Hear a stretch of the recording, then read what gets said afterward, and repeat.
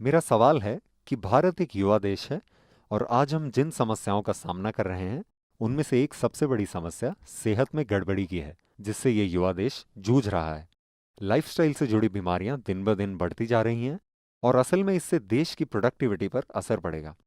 तो मेरा आपसे सवाल ये है कि आध्यात्मिकता के जरिए और आपके अनुसार आने वाले समय में हम स्ट्रेस को मैनेज करने के लिए और इन लाइफस्टाइल से जुड़ी बीमारियों और मुद्दों को मैनेज करने के लिए क्या कर सकते हैं, क्योंकि इसके लिए हम खुद को सबसे कम समय देते हैं। धन्यवाद। मैं आपके सवाल को ठीक करना चाहूंगा। हम एक युवा देश नहीं हैं, हम इस धरती पर सबसे पुराना देश हैं। Okay? Because if you're only अगर आप भारत को सिर्फ संविधान या राजनीतिक ढांचे की नजर से देख रहे हैं तो हाँ, हम एक युवा देश हैं। but even लेकिन आज से 10,000 साल पहले भी बाहर के लोग, हालांकि देश के भीतर यहाँ पर 200 से भी ज्यादा राजनीतिक इकाइयां थी, बाहर के लोग पूरे देश को हिंदुस्तान या भारत कहते थे।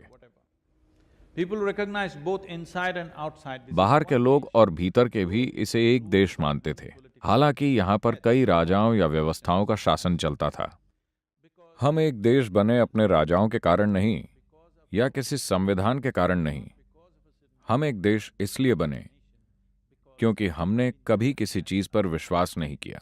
हम हमेशा से जिज्ञासु रहे हैं। हमने हमेशा जीवन के बारे में सोचा है, सत्य को जानने की कोशिश की है। हर पीढ़ी को खोजना होता है कि मेरे जीवन का सत्य क्या है। ठीक है, कृष्णा बता चुके हैं, हो सकता है कि उन्होंने जो कहा वो उनके लिए सच हो, हम उनका आदर करते हैं, लेकिन हमें खुद के लिए खोजना होगा कि हमारे जीवन के लिए सत्य की प्रकृति क्या है। इस देश ने हमें ये आजादी दी है, तो हम जिज्ञासा की डोर से एक सूत्र में बंधे थे, विश्वास की डोर से नहीं। ज्यादातर देश समानता के आधार पर बनते हैं। हमें उस औसत दर्जे का नहीं होना पड़ा कि एक होने के लिए हम सबको एक सा होना होगा।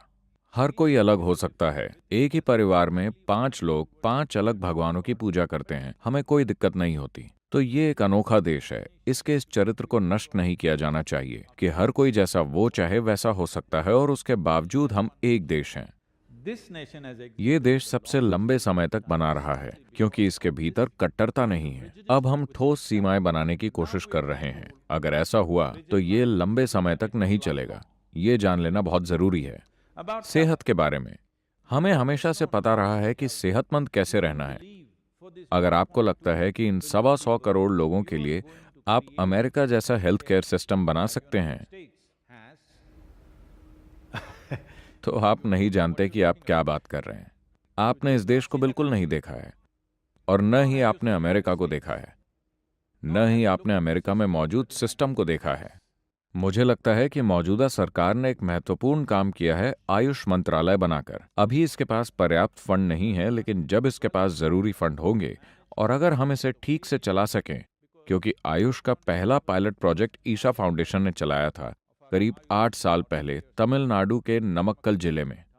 इसने उस जिले में बहुत अच्छे नतीजे दिए। इसमें ग्रामीण इलाकों में लोगों को बस ये सिखाया गया था कि कैसे स्वस्थ रहा जाए, और हमने सैकड़ों हर्बल बगीचे लगाए जिनकी मदद से लोगों को सिखाया गया। इन बगीचों को सार्वजनिक जगहों पर लगाया गया ताकि लोग उन जड़ी बूटियों को इस्तेमाल कर सकें रोजमर्रा की बीमारियों के लिए। अगर कोई गंभीर बीमारी होती है तो वो अस्पताल जा सकते हैं। बस 1 या 2 पीढ़ी पहले जब आपकी दादी जिंदा थी, अगर किसी बच्चे को पेट में दर्द होता था तो कोई डॉक्टर के पास नहीं जाता था। बच्चे को हल्का बुखार होने पर कोई डॉक्टर के पास नहीं जाता था। वो जानते थे कि क्या करना है। आजकल हर बात के लिए आप डॉक्टर के पास जाते हैं क्योंकि ये एक इंडस्ट्री बन गई है। ये सेहत का व्यापार नहीं है, दवाइयों का है। okay. It ये is about दवाइयों के उद्योग को बढ़ावा देने के लिए है। मैं दवाइयों के खिलाफ नहीं हूँ। दवाइयों को लेने का मतलब है कि आप अपने सिस्टम पर रासायनिक बमबारी कर रहे हैं। it's chemical bombing. जब बीमारी वाकई बड़ी हो और ये जरूरी हो तो हमें करना होगा, लेकिन अगर हम ये हर दिन करते हैं तो आज हम जानते हैं कि हम सिस्टम को किस तरह का नुकसान पहुंचा रहे हैं। अगर आप इस देश को सेहतमंद बनाना चाहते हैं तो आपको प्राचीन पद्धतियों को वापस लाना होगा। सभी स्तरों पर योग को लाना होगा। इस अंतर्राष्ट्रीय योग दिवस पर हम योग को भारत के 10,000 स्कूलों में ले जा रहे हैं। इसे छोटी उम्र में ही शुरू करना होगा। आपकी सेहत आपकी जिम्मेदारी होनी चाहिए, आपके डॉक्टर की नहीं, है ना? स्वस्थ रहना ये आपका काम है या किसी दूसरे का काम है? क्या ये सरकार का काम है कि वो आपको स्वस्थ रखे? नहीं, ये मेरा काम है कि मैं खुद को स्वस्थ रखूं। मुझे क्या खाना चाहिए, कैसे रहना चाहिए, कैसे बैठना चाहिए, कैसे सांस लेनी चाहिए, खुद के साथ क्या करना चाहिए, ये ऐसी चीजें हैं जिनकी चिंता मुझे करनी होगी।